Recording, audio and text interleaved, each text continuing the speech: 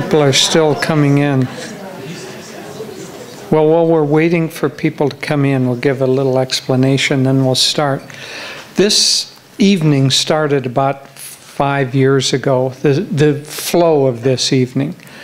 That was a particularly hot year, and I think the questions and answers were either on Wednesday or possibly on Thursday. And by that time, not only we, but everybody else was brain dead. And so Devi and I started to do a little kind of a comedy routine. And lo and behold. And it's stuck, right? Or you're stuck with it. And then it kind of grew. Fortunately, as the years go by, the attempt to get brain dead gets easier and easier. Yeah. So see, now we've been able to move it up 2 nights, so everybody's brain dead by Tuesday, or at least we are.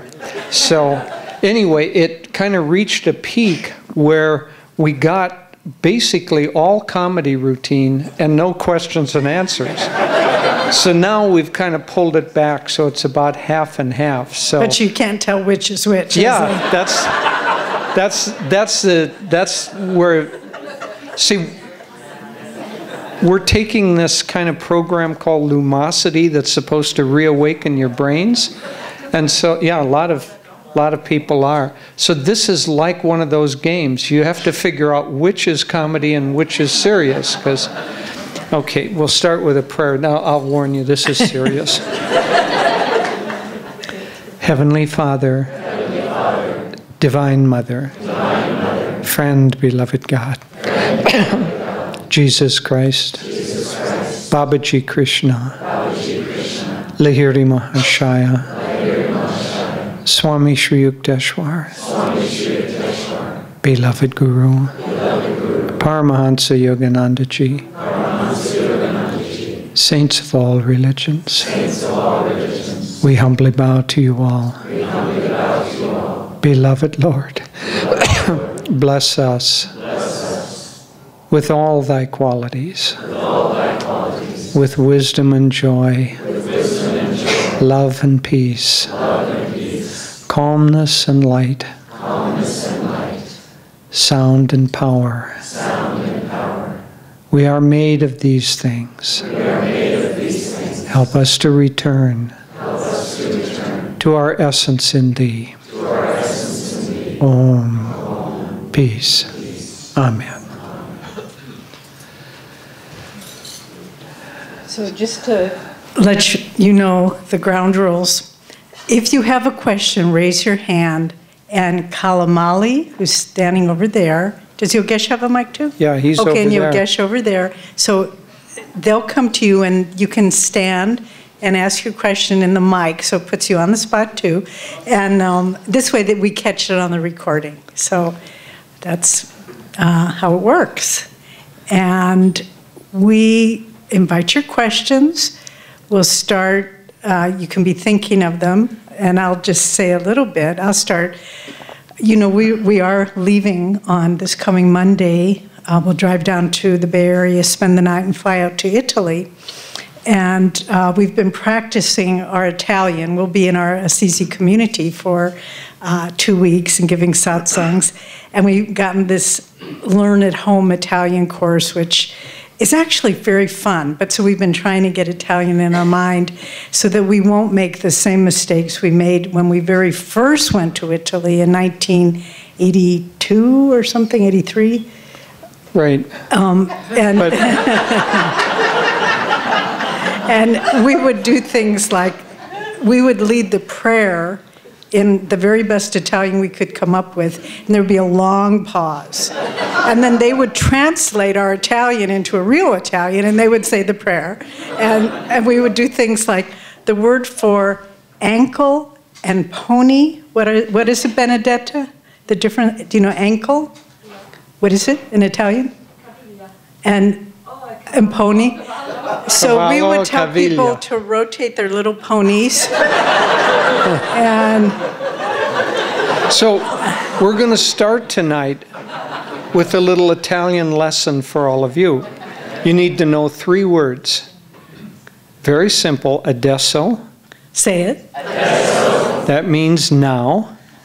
Si. Si. Means yes. No. No. Means no.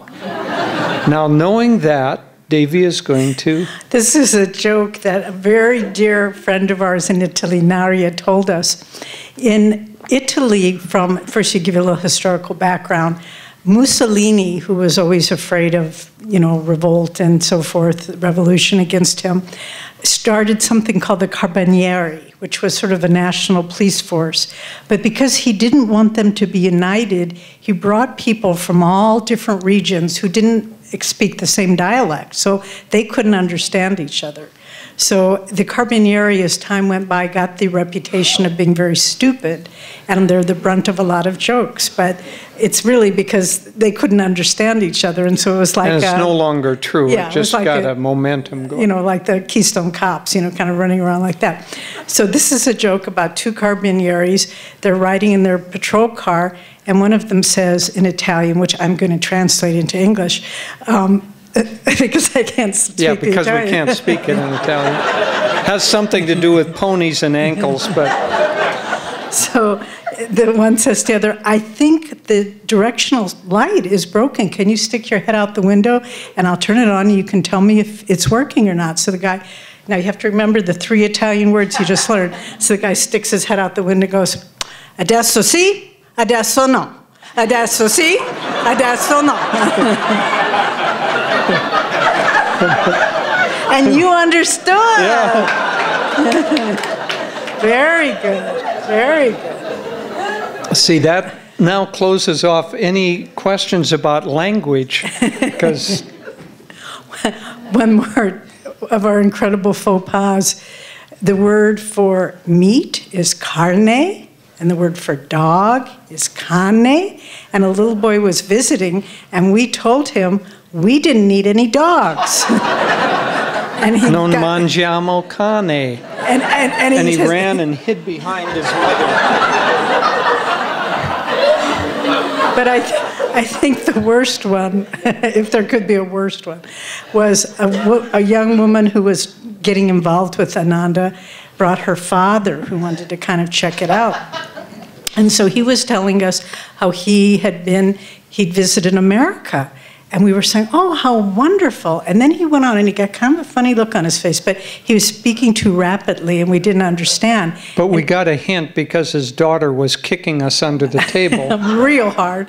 And he was going on and we kept saying, oh, wonderful, maravilloso, maravilloso. She was kicking us. And then what he was telling us was that he had been a prisoner of war in America during the Second World War. And we were just saying, oh, isn't that wonderful? Did you have a nice visit?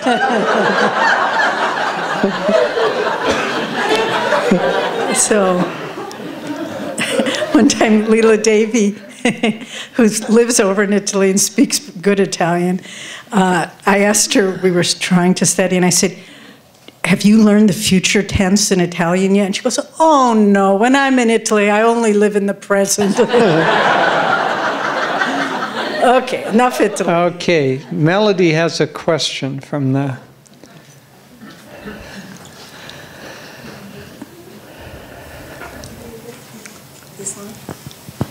Okay, this question is from Charlene.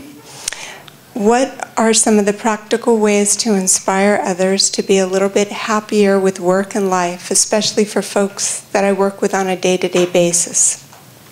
I work in an information technology industry. We spend a lot of time and energy developing software products to serve our customers. However, I notice that most folks are unhappy. By the way, before we answer, Charlene, Melody told us that there are nearly as many people watching our classes online from around the world as are watching it in person. So a couple of hundred people at least, we think. There are 150 computers, but somebody wrote us that there were 50 people gathered watching at one place. So quite a number. Well, this is a interesting question, and it's very helpful that we had the classes, because as we're understanding more and more clearly, whether you're happy or not has to do with your state of consciousness. It doesn't have to do with outside environment or people around you or any of that. All those things do is provide for you a opportunity to allow yourself to have your buttons pushed and to push other people's buttons. But so the way out of that is to raise consciousness. Now, it's a very interesting question because it's different sitting here in a week that's dedicated to raising consciousness with a group of people who are basically dedicating their lives to raising their consciousness. So that's a very different kind of an environment than a work environment where there's competitive and pushing and, you know, you have to produce and you have to work hard and so on. That environment doesn't support raising consciousness. So the real key here is to find little things that will help in that environment, will help people to expand themselves or to raise their consciousness. Expanding yourself is also raising your consciousness. And I'll give a very good example. When we were in India last year, we showed the movie Finding Happiness to a college, a business college called Sadhana College, and it's a spiritual business college. Wonderful man running it, who's the dean, and he has a practice where periodically he will have the whole student body, 250, 300 people, assemble, and one person comes forth, and every student goes up and says 3 good things about that person. And so not only does that person receive 900 boosting, you know, affirming, life-affirming things, but the student body hears all of that and participates in it and has to think about it. And so if in a work environment you were having a meeting, you could start the meeting by saying, let's everybody say 3 good things about the person sitting next to them. Wouldn't that change the vibration of a work meeting? Or if you come into a room and you make it a practice to compliment somebody sincerely, you can't fake it, but sincerely compliment somebody or say something nice about group energy or group effort. So it's all about raising the energy of the group, and when you raise the energy of the group, you will create more happiness in that group. High competition draws down the level of happiness. And so a business often, you know, some of these high-tech businesses are extremely competitive with their competitors, let's say, but within the business itself, you don't have to have that same kind of competition. You can have very, I don't know, you can have a high level of productivity and still work on raising happiness. And if you can raise the happiness of a group of people, sociologists have found that the production of a group of people who are happy is as much as 30% higher than a group of people who are unhappy, with the same kind of people, you know, the same kinds of students and so on. So it's not only beneficial for the people individually, it's beneficial for the business and the company to work on techniques of helping their employees become happy. I'll also add a few words, but I notice people have come in and are standing. If you have an empty seat next to you, why don't you raise your hand? There are. And just please feel free to come in and sit down if you like. You know, we like a trapped audience. We don't, people back there are easily escaping. No. I just want to add to this answer that Jyotish gave. First, let me do an aside.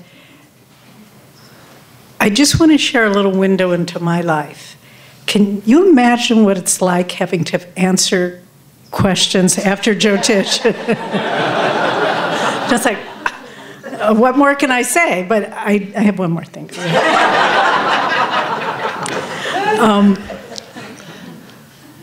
I would recommend for anybody who has a problem with unhappy people in your workplace, read Swamiji's book, The Art of Supportive Leadership. It's not just about being a leader, it's about creating teams. And in so many of the tech industries where everybody's in their little cubicles, there are no teams. Everybody is working in isolation. So if you want to raise the level of happiness at work, try to be very aware of the needs and the realities of everyone else. Maybe you hear so-and-so's going through a divorce, so-and-so's partner is ill, so-and-so's child had a difficult time, whatever it might be, and give energy to those people, consciously befriend them. And maybe somebody is getting behind in work. You say, you know, I'm kind of done with my project. Is there anything I can do to help you? And little by little, you'll begin identifying people in that workplace who have the same spirit as you do. And then they'll start saying, hey, look, so-and-so's, you know, they're struggling with this part of their work. Let's both of us help them. And maybe as a team, we can come up with new approaches, new ideas. So look at ways that even if you get no recognition, even if it means you work later hours, in the end, if you create a happy work environment, you will be so much ahead of the game. And so look how you can step out of your needs, your life, your problems, and just say, how can I help you? There's a story that Swamiji would tell. This took place at the end of World War II when the Allied soldiers were liberating the concentration camps, and there was one man in the camp, and one camp that they came to, everyone was virtually dying. But there was one man who was very vibrant, and they called him Wild Bill because he had this big handlebar mustache, like Wild Bill Hickok. And he spoke English, and so they would use him as a translator, and finally someone said, you must have come in at one of the American soldiers, you must have come into this camp really towards the end of the war because you're so vibrant and healthy and everyone else is dying. And he said, no, actually, I was one of the first prisoners brought in here, but I made it my mission to help everyone else. And so at the end of that experience, he was the one that still had strength. So look at your work environment and start giving. We can't turn people to the spiritual path if it's not their karma, but we can make them feel that somebody cares about them, about their life, their problems, their work, and that we can build a team to help uplift the whole enterprise, the whole office. It's a universal law that you gain that which you give away, and you lose that which you hold to yourself. So if you want more happiness at work, give happiness away to your fellow workers. Okay, next question. Anybody brave enough to stand up and... Narayan? Whoa, you got to get the mic.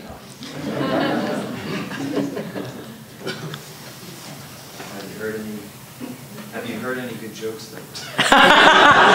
Okay. I don't think the mic was on, so you have to ask it again. No. No, it's fine. Okay, we'll He was waiting tell for you you to a couple ask. of good ones. This is a joke about a beagle in India. We told this to the virtual community or to a satsang one evening a week or two ago. And the first question was, are there beagles in India? Well, to quote St. Anthony, I have seen one. So we have a friend who has a beagle. So, okay. So not our friend Daljit's beagle, but another one. Got loose and was wandering around, went out by the jungle. Excuse me a minute, is Shumakshi here? Yeah. It's her beagle, stand up. Okay. So this beagle is lost and it's out by the jungle and all of a sudden it sees a tiger stalking it. And it realizes, well, look at my legs, I'm not going to outrun a tiger. And so he sees a pile of bones and sits down with his back to the tiger and starts gnawing on a bone. And when the tiger gets close enough so he's within hearing distance, the beagle says, I think this is one of the best tigers I've eaten lately. And the tiger hears this and slinks off into the jungle. Well, up in the tree, there's a monkey watching this whole thing. And so the monkey thinks, well, here is my chance to get in with the tiger. And so it goes after the tiger and finally finds him and tells him what went down. And so now about an hour later, the beagle's still there. The tiger comes back with the monkey. And now he's not only hungry, but angry too. And the beagle immediately realizes what's going on, sits down, again with his back to the tiger, at the pile of bones, starts gnawing on one of them. And when they're close enough, he says, I don't know what could possibly have happened. It's been at least an hour since I sent that monkey off to bring me another tiger.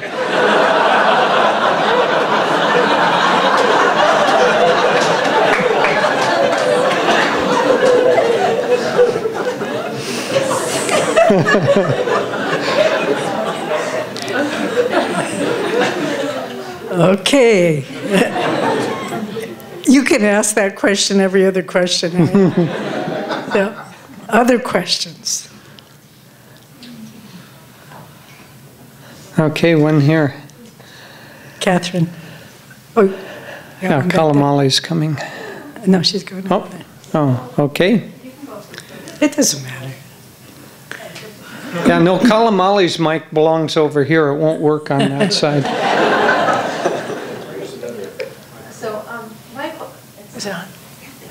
My question is about reincarnation and how we get to the human level, and just about animals. And I learned that Lahiri had an awareness of cats and their level of evolution and soul evolution. But I wonder if Swami ever talked about or understood evolution of animals, like how we go through that, and like what. Like, do you go through one pathway and then you don't have to be all animals? Or I'm just fascinated by that. Okay. So animals don't have the same highly developed ego, individual ego. Except for that beagle we were talking about. The beagle. There are exceptions. So you see a swarm of mosquitoes. They don't have the same highly developed sense of self and ego and goals and all of that. So for a long time, animals are just on a kind of conveyor belt.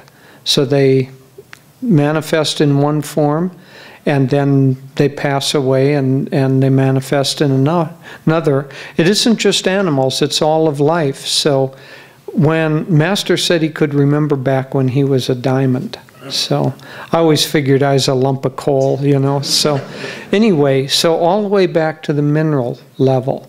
So in the mineral kingdom, there's very little ability to change anything about your environment. And so gradually you go through a mineral kingdom series of incarnations and you become a plant. Now, as a plant, you have much more kind of freedom of, you know, you can grow, you're able to, plants communicate with each other, a lot of stuff going on in the plant kingdom. But they don't have very much mobility. And so they don't have eyes, they don't have ears, they don't have the same developed senses that the animals do. So in the animal kingdom, when you come into needing to move around, then your senses need to become more developed. And so by the time you're both mobile and have highly developed senses, there's a whole lot more going on in consciousness. And as that consciousness, it's always all just consciousness. So as that consciousness becomes more developed, finally they get to the point where they are able to come into a human form. And a human form has a highly enough developed astral body and the chakras and a brain so that in human form we can become self-realized. Animals can't really become self-realized. In fact, Master said somewhere, or Swami quoted him as saying Lahiri was working on a way to see if he could find out if cows could leap right past the, because cows are holy in India, leap right past the human level. But yeah, holy cow, exactly. Thank you, Frank. See, we don't have to make jokes. And so, but he said he didn't succeed. But so it's a gradual increase of awareness. And then once in human form, we have to go through the levels of expanding our consciousness, just like same things we've been talking about, until we become coming into births at the point where basically we want almost nothing except union with God. And that's when we'll become self-realized. But there are animals and that are the animal kingdom, all these kingdoms are much, much more aware than what we give credit for. You know, in the autobiography, there's a whole chapter on Bosch where he proves that minerals are able to sense things and they're able to die, they're able to be killed, and so on. So there's a whole lot more awareness, and one of the frontiers of science is to discover things like, oh my goodness, animals actually express love. Well, of course they do.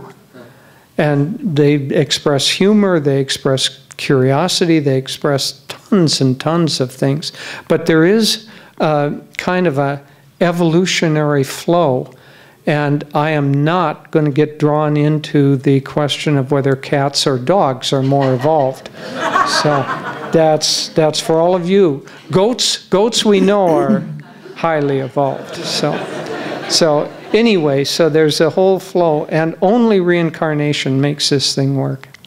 And I remember reading a wonderful book that I recommend some years ago called Nikki, Wild Voice of the North, by Sally Carrigar. She was a naturalist, wonderful writer.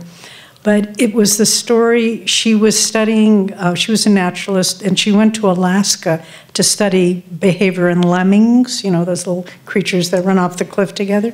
And, you know, and you can see many lemmings who have directly incarnated to a human life. You know? Yeah, right. But we won't say which party they're a part of. We didn't say. No. Didn't say.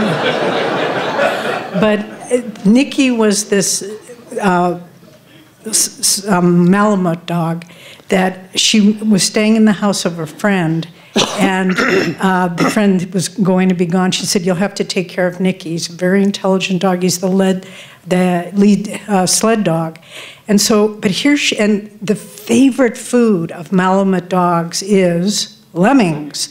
So here she has one room totally filled with little lemmings in cages, and there's Nikki, this dog. And so she had him chained up, so he couldn't, in the kitchen where he had water and food, and then she let him out, and he went on a hunger strike. He would not eat, he would not drink, and this went on for many, many days. And finally she intuited that he was trying to tell her something, so she took him off the leash. He walked into the room where all the lemmings were, and some of them were easily to get at. He looked at her, he looked at the lemmings, he walked out. And and this book goes on and on. It's a remarkable book. But you read stories, Braveheart, the one that was on the can of dog food, if you remember. There's also a book written about him called Kinship with All Life. Beautiful book by Alan Boone. And the field of interspecies communication is really starting to take off. And I think that's going to be as this planet evolves, I think that's going to be something that comes more and more to the fore. The highly intelligent other species than humanoid and communicating with us and figuring out how intuitively to share experiences and thoughts and information. So it's, you know, I think it was last summer, you know, you've seen all the beautiful deer around here. Some neighbor who was probably drunk came on, and he had, it doesn't happen, I'm not saying this to scare you, it happens rarely, but he had like a shotgun with buckshot, and he shot one of the deer in the face. And it didn't kill him, and it didn't even hurt him that badly, but it was like kind of, you know, and we saw him afterwards, he survived. But our friend, I won't say his name, but our friend saw the guy who had done it, and he said, you know, it looked like this was his first incarnation as a human being. And the deer came by their house and just stayed there for a couple of weeks till he recovered. Till it recovered. But so, you know, I'm sure there are animals that are more highly evolved than human beings, some human beings. And so it's, and I would imagine sometimes, you know, there's all these stories, the stories from the life of Buddha, where he incarnated as all different animal forms because he was demonstrating a certain spiritual quality. So I don't think we should be amazed that a cat seems highly evolved, or a dog, or an elephant. I could go on and on about animal stories. It's an area that, another great book, The Elephant Whisperer. Do read it. And beautiful. Highly evolved animals. So just, you know, the soul is the soul, and it can incarnate in different forms, and I think they choose I think probably, as Jyotish said, they choose a human life where you really want to find moksha. But we can help them by befriending them and helping raise their consciousness. They're using animals in medicine. This man came to a doctor, and he had not a lemming, but a little hamster, and it was limp. And so veterinarian, and he asked the veterinarian, and the vet This is a joke. This is a joke. Oh, come on, you gave it away. So the vet looks at it and says, I'm sorry, sir, it's dead. And the guy says, I can't believe that. I need a second opinion. And he says, well, all right, I'll bring my dog in. So the dog comes in, and he sniffs it and pushes it with his paw, and little things limp, and the dog walks out again. And the guy says, I still don't believe it. And he says, all right, I'll bring my kitty in. And the little kitty comes in and kind of looks at it, pushes it, sniffs it, and walks out. And so the vet goes, and the guy says, well, okay, I have to accept it's dead. And the vet gives him a bill for $500. He says, $500? You didn't do anything. Why is it $500? He says, well, sir, first there was the diagnosis, then there was the lab report, and finally there was the CAT scan.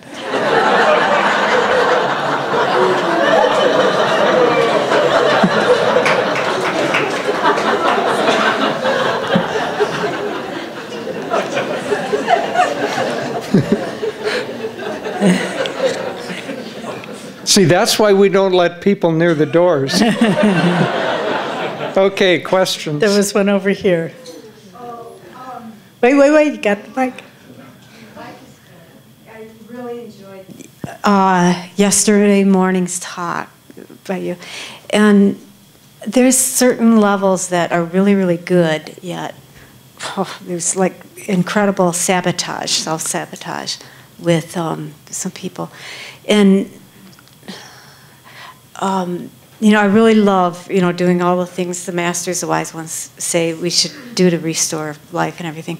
But in those particular times, if somebody's having a really rough time, do you have anything more to say on that? I mean, I really loved everything you said this morning, you know, yesterday morning. Well, I can start with that. First of all, we need to understand that there is no situation that is not helped by applying spiritual principles. So if you can say, well, someone's having a really hard time, well, you know what? we're all having a really hard time until we're in God. We're all separated from a reality that we know is there, that our souls long for. And, you know, Master talked about the anguishing sense of monotony. Well, most of us cover up that anguishing sense of monotony with being busy, being restless, being diverted, being whatever. But it's there. You know, one of my favorite fairy tales, and they made a terrible Walt Disney movie out of it, as they always do, but when they take, you know, original work, is The Little Mermaid by Hans Christian Andersen. And, you know, she was this beautiful little mermaid, and she fell in love with the prince who was on a ship. And she was just dying, pining for love for him. And then the sea witch says, I will give you legs, but in exchange, two things. One, the mermaid had a beautiful voice. You have to cut out your tongue so you will be mute. And second, every step you take on the earth will be a step of pain. And I remember as a child reading that story and just being absolutely fascinated by it. But as I got older, because I thought there's deeper meanings here. This is more than just, you know, a fairy tale. And really, as long as we are enmeshed in Maya, every breath we take, every step we take is not an easy one, because we know there's something more.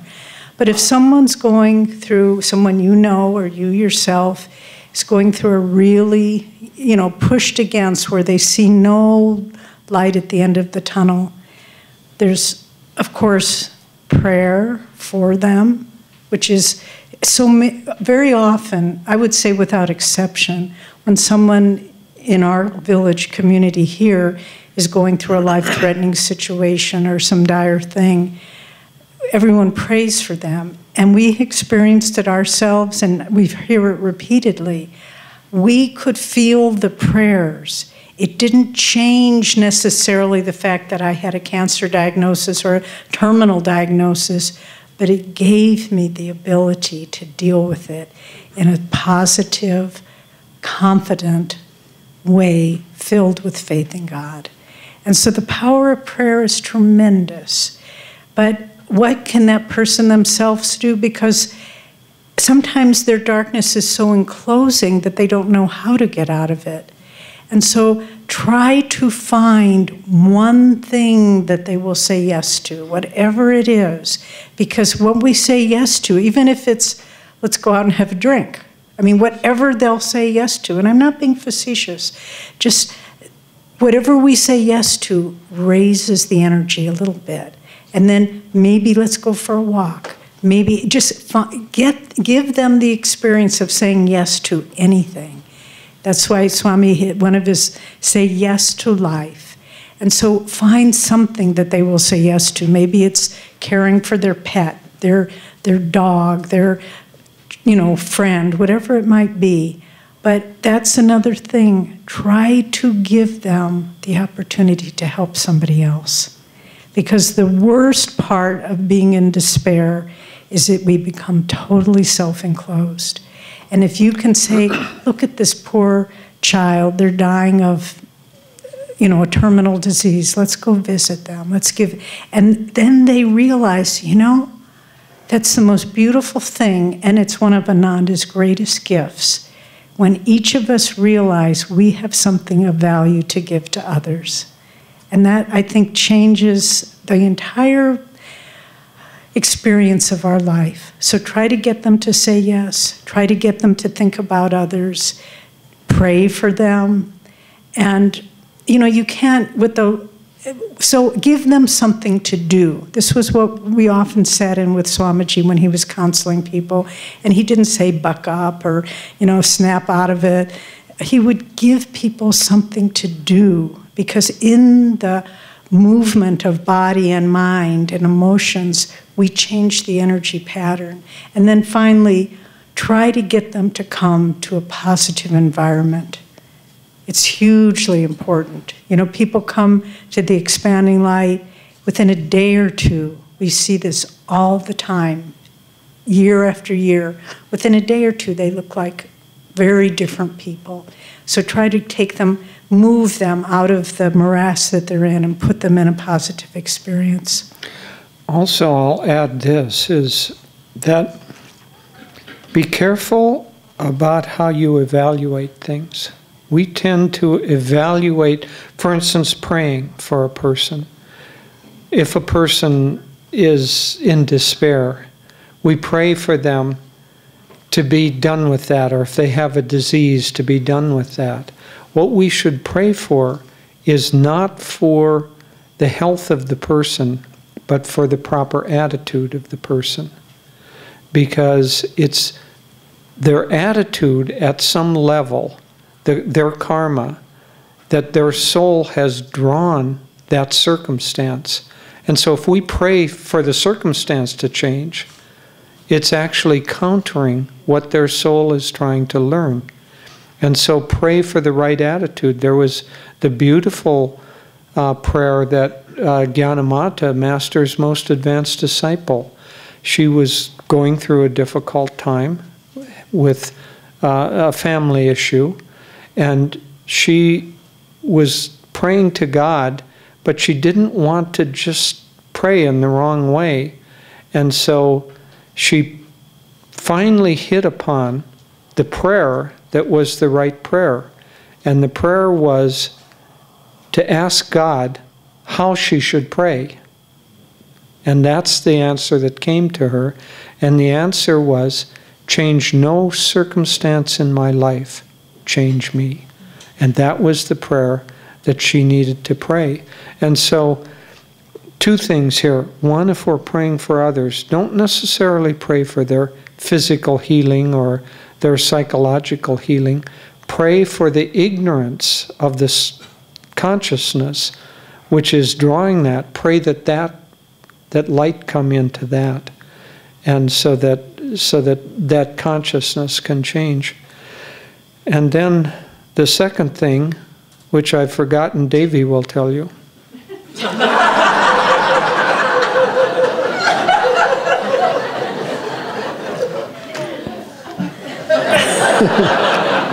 The second thing is to quickly ask the people with the microphone to see if there are any more questions. Okay.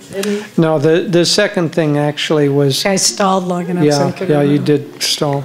Was not to look at results. When we pray for other people, too often the prayer is, let them be healed, let them... And then we ourselves go into despair because not only are they not healed, they're getting worse. And so don't look at the results in that way. Swami said something very, very interesting and very profound. Somebody asked him, what is good karma and what is bad karma? And his answer was, good karma is that which brings you closer to God, and bad karma is that which takes you away. And I've seen, especially in the lives of devotees, things will happen that don't seem to have a rational explanation.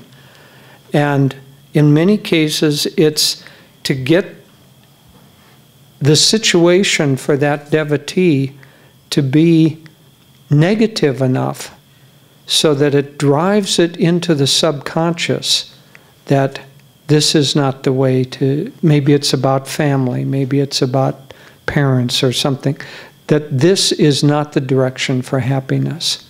And so the devotee becomes free often as a result of what people would say is bad karma. So always pray for the consciousness of enlightenment for people. Now, as you noticed, Jyotish had, we won't call it a senior moment, but he forgot the second point. And which he remembered, but this Did she really need to remind you of that? No. There's a reason. It reminded me of a friend of mine who was getting concerned that her memory wasn't as sharp as it should be checked out and found this wonderful natural herb, ginkgo biloba, that if you take it, it's supposed to sharpen your memory. And so she got some, and then she proudly came back and told me, you know, I'm remembering to take my echinacea every day. And I said, well, you have to remember which one you're supposed to take. Right. So. Little like these two ladies, old ladies driving, and one of them goes through a red light, and one of them says, Mildred, you just went through a red light. She says, am I driving?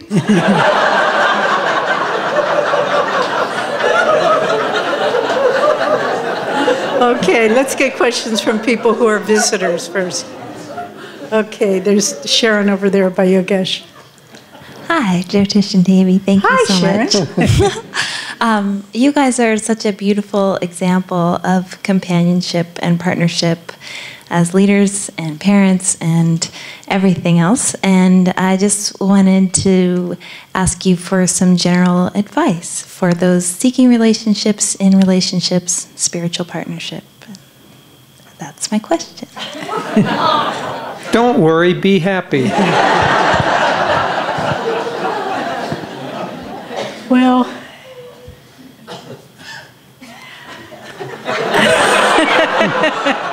I mean, there's so much one could say. It's not like I'm drawing a blank here. I don't want to give that. What? Somebody finally stumped you. No. You know, part of it, I think, is, I mean, we sort of tease that the secret of a happy marriage is to have a short memory. So then you don't remember all the bad things that have happened. But I honestly think sharing the spiritual life, the path with your partner, is very, very helpful, because you're both working on dissolving the ego. And you know, we happen to have the karma that we work together, but most people don't.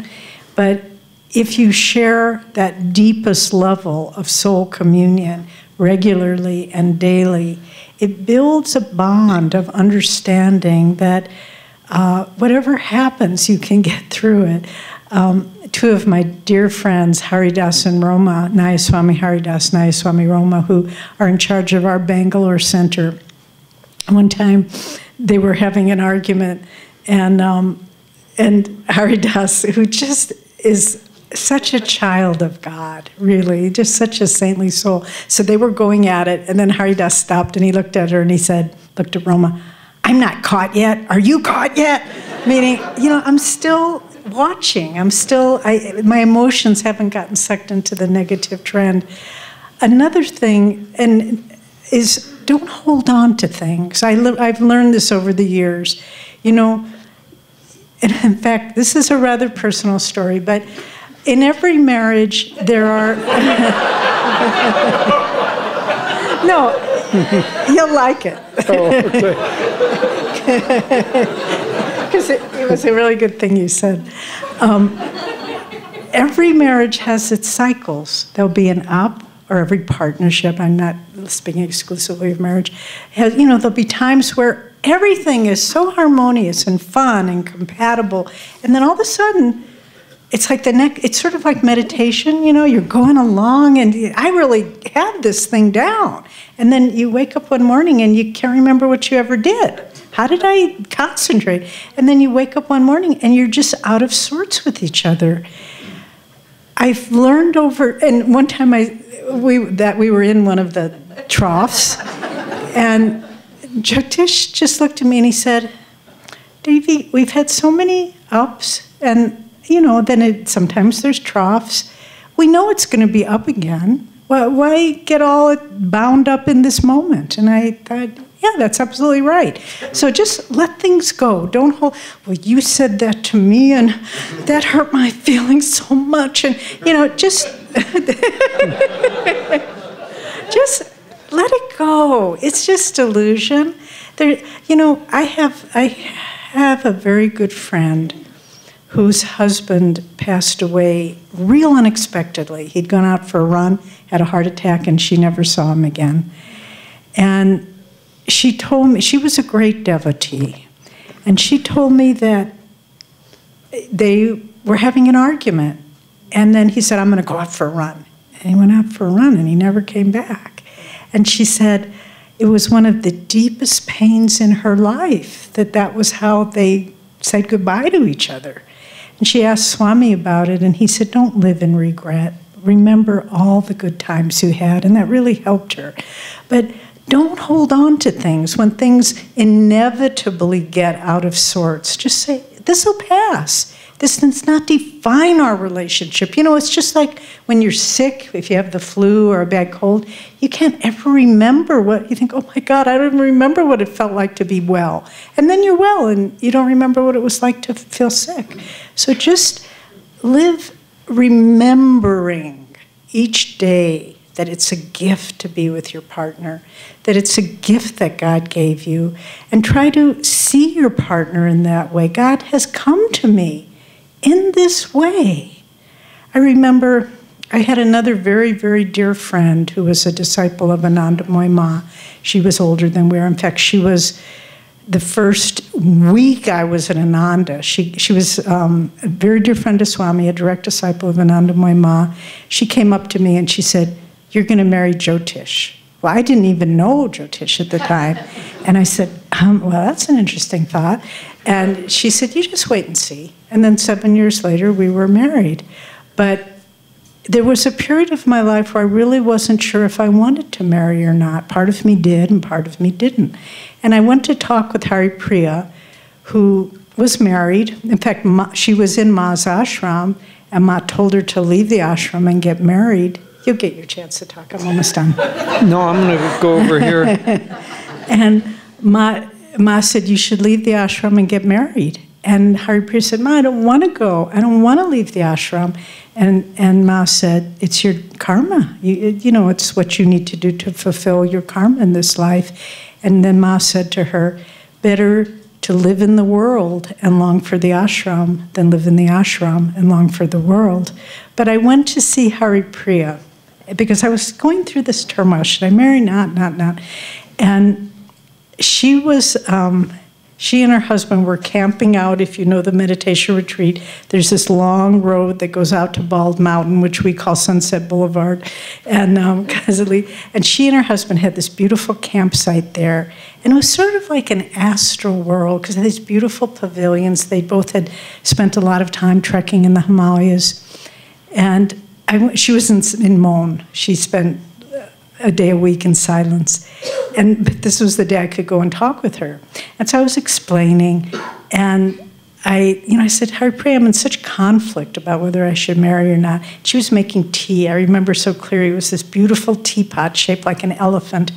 And she wrote down on her little chalk slate, what's wrong with marriage? I wouldn't be without it. And then her husband came up at that moment, and she handed him a cup of tea. And there was so much Shakti in that moment. It was like the Divine Mother was serving Heavenly Father. And don't let your life become mundane. It's not mundane. Every person is a miracle. Your partner is a miracle. Love for one human being is a miracle.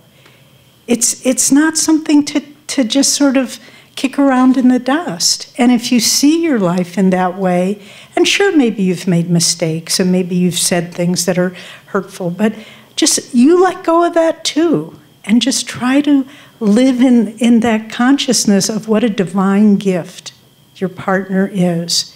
And what a miracle it is to wake up in the morning and share this day together. Because it is. It's a gift. And it could be gone tomorrow. But God will come in other ways, so not to think, oh, what if I lose him? It's all God. It's all God coming to you in one form or another. There are so many things that one could say about how to have a good relationship. We could have a whole week on it and not really even begin to scratch the surface. But a couple of things are very important. One is to develop an attitude of being grateful to the other person.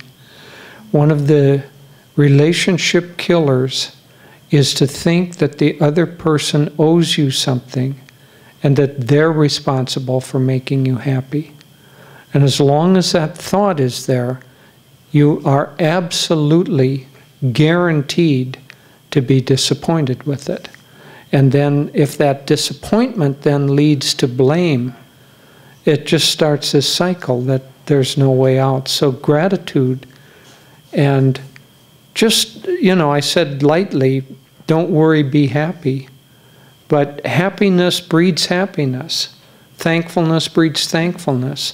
Whatever you want, be what you want to get, and it will come to you. And then the other thing Devi said was have a short memory.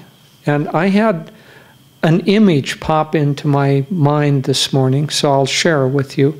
This is a story about the record player and the needle. And so there's a record and a needle on a record player. And so let's say the record is Beethoven's Fifth Symphony, and the needle is down in those grooves and it's playing. At the end of that, someone comes and takes that album and puts it back on the shelf. That album, because it does not change, can only have that one tune that it'll play through the rest of eternity. The needle, because it doesn't hold on to that, can play 1,000,000 different tunes, because the needle lives in the present, in the here and now. Whatever is in front of it, it plays that. Whereas the record, the album, plays only what it was imprinted on. So don't let yourself get overly imprinted and just play the same tune over and over again. Be the needle, not the record. And one final thought that's a practical bit of advice. Keep your conversations positive and uplifted. It's very easy when you live with someone on a daily basis. Oh, did you see what he did and what they did and what happened, blah, blah, blah. We could start drilling down and talk about problems for the rest of our life. We consciously, wasn't that a wonderful class this morning? What a wonderful teacher this person is. How beautifully the amphitheater was decorated, and on and on. And it's not faking it. It's what station you want to tune into. And if you can create that environment of your conversation to be always positive and sweet and praising others and looking for the best in others and looking for the hope in any situation, it just uplifts your whole time together. So that's a very important thing. Don't gossip about people together. Don't put people down. Don't be critical. But use your time, just like you in meditation. So let your conversation be filled with God's love, too. And you can go to your friends for advice. There was this man, went to his friend, and he said, I've been seeing these spots before my eyes. The friend said, well, how long has this been going on? He said, I don't know, about a week. And the friend said, have you seen a doctor? And the man says, no, just the spots.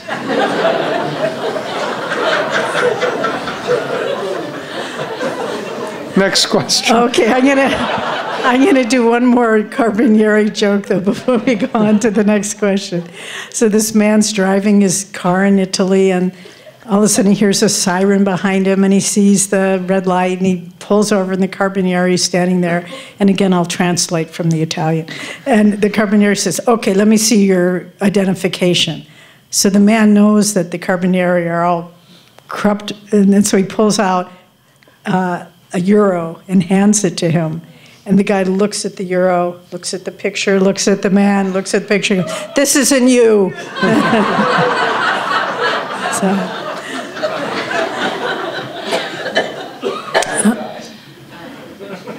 Okay, any more questions? Do you have a question?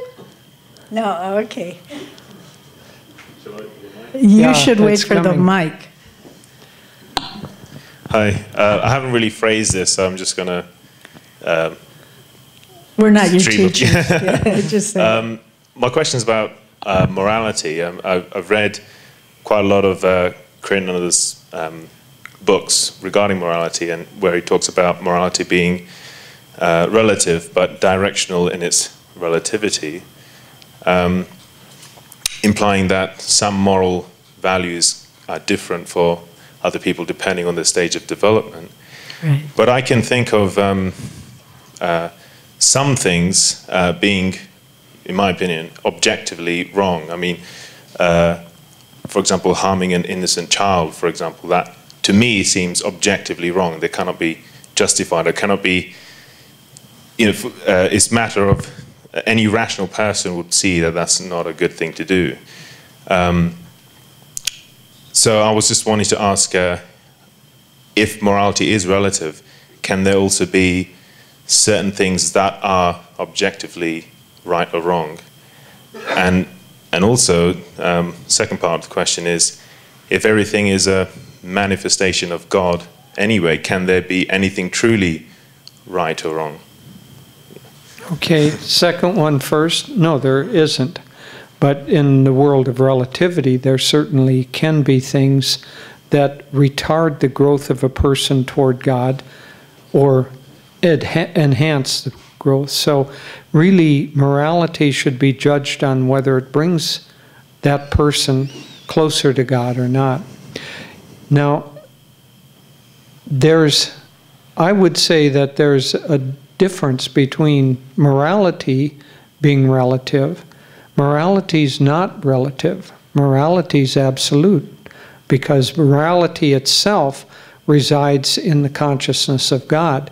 The application of the directional morality is different for the individual.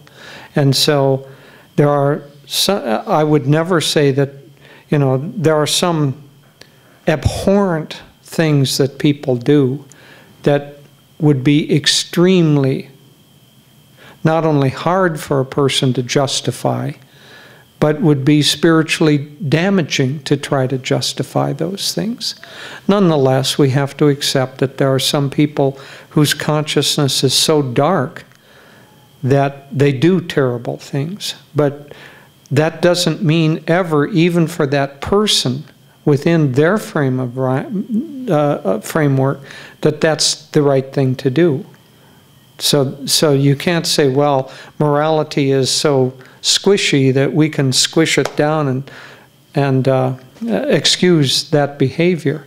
So morality is morality, and it's in the consciousness of God. But within this world of relativity, and according to each individual, we have to see whether this is the right thing to do or not. And so, I don't know, example doesn't come to mind quickly of morality, but there's certainly kind of behavior that you could say. So let's say that you had a brother-in-law and he was lazy and refused to put out any energy, and finally he got a job at Starbucks and worked hard, won the competition for the best barista of the year at Starbucks. Wouldn't everybody say, great, he's done a wonderful thing? If Swami had decided to go become a barista and try to go after the prize, nobody in the world would say, oh, that's a great thing. So the activity is relative for that person. But in every case, there's a directional flow, and at the top there's an absolute morality. But since everything's consciousness, when you're really one with God, there is no good, evil, there's no time, space, there's just oneness. And I was reading we didn't mention yet the book How to Be Happy All the Time that Krista Clarity puts out, but if you haven't read it, you should definitely read it. I was looking at it on Sunday in preparation for the class, and Master said, within each of us is pure bliss. Even the most evil person on earth, the most cruel, dark person, still protects themselves, is good to them, not protects, is good to themselves, because they know that there's something of value within them. There's something divine in them. And so, again, part of the problem with morality is judgment. That's like one of Christ's, but judge not, lest ye be judged. We don't know. You know, if someone shoots an innocent child, of course it's abhorrent to us. But again, we don't see behind the veil of Maya and what's being balanced. And I'm not saying to excuse that, but just to kind of accept on a certain level that God is in charge and it's all being balanced out. And we're both reading a remarkable book now. And I do not want to get into politics, please. I don't want to get into arguments about it because it's not what my life is. But it's called The Lion's Gate, and it's about the Six-Day War in Israel in 1967. An amazing book. And you see the atrocities on both sides. And yet, both sides thought they were right. And whether you take sides or not, there's some greater play going on, and I think the lack of virtue in the lives, in humanity, expressed virtue, is what drives most of us to seek God. You just realize it's never going to be good here. Even in the best circumstances, there's always going to be something that's a diminution of the perfection that you know is possible. And that's why we seek God, because that's the only place absolute values are to be found. Devi had a very good line, because we're in the change of ages right now from Kali Yuga. We're into Dwapara Yuga, which will be much more enlightened than Kali Yuga. But there's still, we're close enough to Kali Yuga that there are still hangers-on from that. So a lot of the fundamentalism and atrocities that you see, it's still those people who are kind of trying to hold on to Kali Yuga values. Swami said that at the change of ages, the Dwapara Yuga energy is actually enhancing the consciousness of those hangers-on. And Devi had a great line. She said, yeah, it's a little bit like dinosaurs on steroids. And so when you see, you know, or read all the difficulties in the world and atrocities and just stupidity, you can't believe that people would act that way. Just think dinosaurs on steroids. And their time is gone, and they won't last long. But we're still going to be in a selfish age for quite a long time. Greed is going to be an ongoing problem in our age. Okay, well, we have a nice surprise. Yeah, we have a nice surprise that we're going to end with. So, Melody, this is going to kill her because she's real shy, but as some of you may know, she and Sanjan are the power behind an Online with Ananda, and she's been getting all these classes online, and all of you in the virtual community know her. So she asked us for a spiritual name, and we're leaving, as you know, on Monday, so we wanted to give her one before we left. So, and she would much prefer to have this done privately, but being who we are, and the night being what it is, plus the fact that the virtual community is watching, so it's like her community in reality and in virtual reality is present, so to help bless her.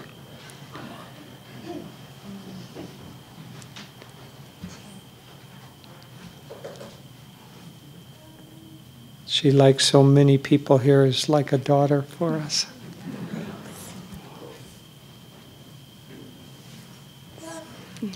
So the name we want to give you is... On the mic. Yeah, on the mic.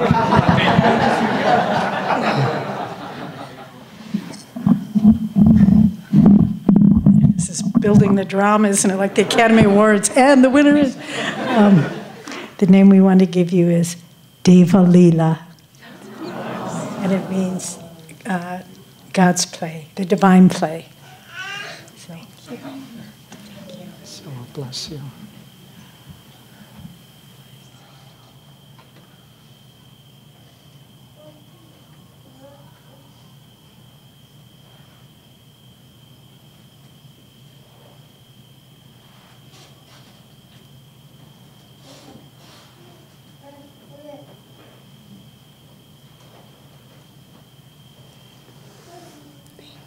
Devi Leela.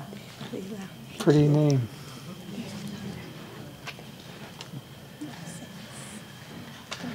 Okay.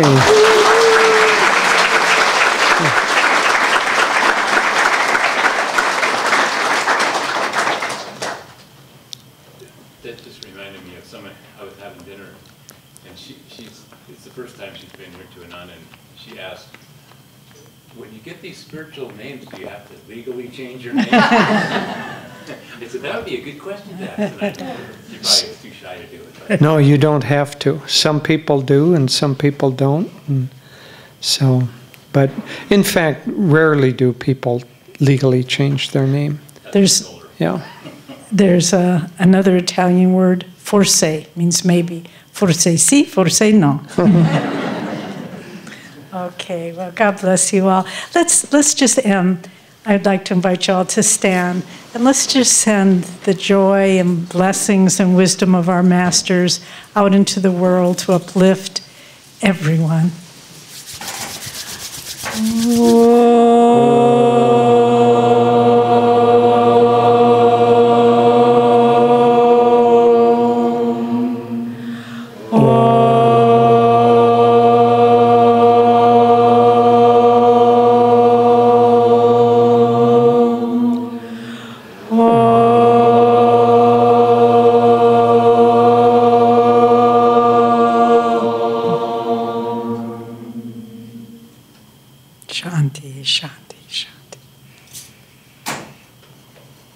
See you all tomorrow. We have a wonderful class tomorrow. And just to give you a little heads up, 2 of the panel members are newer. They're one Kamran, one Melody. They're people that have joined the community within the last 5 or 6 years. So they're what we call Ananda for the future. And we're having them be part of the panel tomorrow. So give them your support. It's a big thing. Okay, good night. God bless you.